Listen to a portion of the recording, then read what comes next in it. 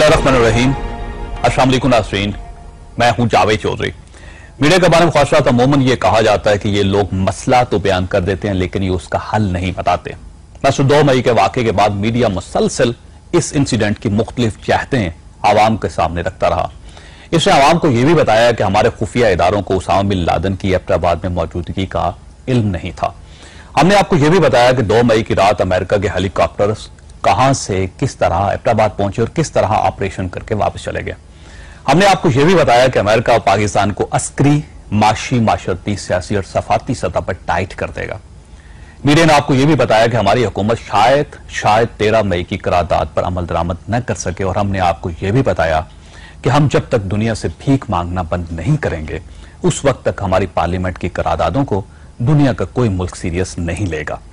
लेकिन हमने इस बार भी आपको, कौम को और मुल्क को इस मसले का कोई हल नहीं बताया। मीडिया ने आपको यह नहीं बताया कि हम दहशतगर्दी की इस जंग से बाहर कैसे निकल सकते हैं और हम माशी तौर पर कैसे मजबूत होंगे। लेकिन हम आज के प्रोग्राम में आपको इन दोनों मसलों का हल बताने की कोशिश करेंगे। इसका हल ख्वाहिशात श्रीलंका के मॉडल में छुपा है। श्रीलंका में 1976 में तामिल टाइगर्स जैसी दहशतगर्द तंजीम बनी। ये दुनिया की खौफनाक तरीन तंजीम थी क्योंकि इसने पहली बार खुदकुश बेल्ट और खुदकुश जैकेट मुतारफ करवाई। इसने 1980 में दहशतगर्दी शुरू की और सन 2009 तक इन्होंने श्रीलंका की ईंट से ईंट बजा दी। इन 30 वर्षों में इन्होंने 170 बड़े खुदकुश धमाके किए जिनमें 30,000 लोग मारे गए। इन लोगों ने 23,000 पुलिसमैन और फौजी भी कत्ल कर दिए। ये 27,000 सिविलियंस को भी गायब कर गए और उन्होंने इन 30 वर्षों में एक साबिक सदर, 2 साबिक वज़ीर आज़म और 17 मिनिस्टर और डिप्टी मिनिस्टर भी कत्ल कर दिए। इस कत्ल गारतगरी के नतीजे में श्रीलंका दुनिया के बदतरीन ममालिक में शुमार होने लगा। आप श्रीलंका की इकॉनमी की पोजीशन का अंदाजा इस बात से लगा लीजिए कि 2001 में इसका जीडीपी -1 था और 2003 में यह वर्ल्ड रैंकिंग में 92 नंबर पर आता था। फिर 2006 में श्रीलंका की हुकूमत ने मुल्क को बचाने का फैसला किया। हुकूमत ने आर्मी को एक बड़ा ऑपरेशन करने का हुक्म दिया। श्रीलंकन आर्मी सामने आई और उसने तामिल टाइगर्स के ठिकानों पर हमले शुरू कर दिए। इन हमलों में फौज ने 22,000 दहशतगर्द मार दिए। यह ऑपरेशन मई 2009 तक जारी रहा।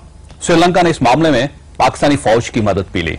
हमारी फौज ने श्रीलंकन फौज को ट्रेनिंग भी दी, इन्हें स्ट्रेटेजिक मदद भी दी और यूं फौज ने, यानी श्रीलंकन फौज ने तामिल टाइगर्स का सरबराह वीलो पलाई मार दिया और इस तरह श्रीलंका ने दहशतगर्दी के मॉन्स्टर से जान छुड़ा ली। श्रीलंका ने इसके बाद करप्शन, गैर जरूरी खर्चात, एहतसाब और सरकारी निजाम में मौजूद खराबियों पर तवज्जो दी और इसके नतीजे में सिर्फ 3 वर्षों में श्रीलंका का जीडीपी -1 से 6.9% हो गया और ये वर्ल्ड रैंकिंग में 92 से 29वें नंबर पर भी आ गया। मैं आपको यह भी बताता चलूं कि दुनिया में इस वक्त 245 ममालिक हैं और इनमें 184 ममालिक की इकानमी की फहरिस्त हर साल जारी होती है।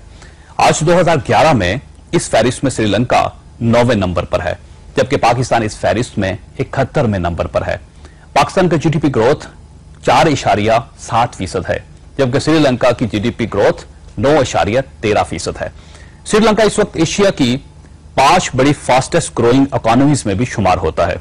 इसका नंबर सिंगापुर, ताइवान, इंडिया और चाइना के बाद आता है और श्रीलंका ने यह सब कुछ सिर्फ 3 से 4 वर्षों में हासिल किया। ख्वाहिशात श्रीलंका की मिसाल हमारे सामने है। श्रीलंका को दहशतगर्दी के अजाब से निकालने के लिए हमारी फौज ने मरकजी किरदार अदा किया था। हमारी ये फौज पाकिस्तान में कामयाब क्यों नहीं हो रही? शायद इसकी वजह सियासत हो। हमारी हुकूमत सियासी ग्रुपों के दबाव में हो और यह फौज को खुलकर ऑपरेशन करने का मौका ना दे रही हो। और श्रीलंका की माशी ग्रोथ भी एक बहुत बड़ा सवालिया निशान है। श्रीलंका की माशी ग्रोथ में हुकूमती फैसलों ने अहम रोल अदा किया था।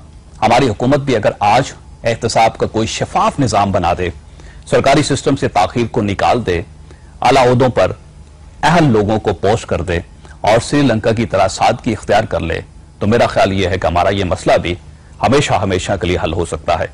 क्योंकि अगर श्रीलंका कर सकता है तो मेरा दावा है कि पाकिस्तान भी कामयाब हो सकता है। नाज़रीन, ये दोनों काम पाकिस्तान में क्यों नहीं हो रहे? ये सवाल हमारे आज के प्रोग्राम का इश्यू है। हमारे साथ रहिएगा।